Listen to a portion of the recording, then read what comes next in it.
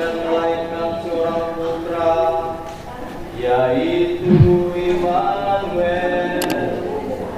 yang telah datang sebagai Allah dan manusia,